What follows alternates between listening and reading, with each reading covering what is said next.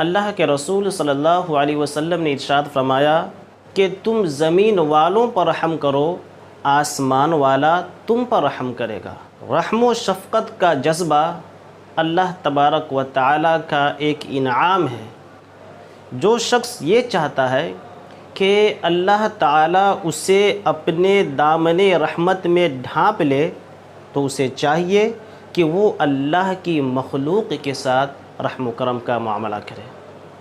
اسی طریقے سے ایک بات یہ بھی جان لینی چاہیے کہ زمین والوں میں جانور یعنی چوپائے، چرند پرند سب شامل ہیں، کیونکہ یہ بھی زمین ہی میں بستے ہیں۔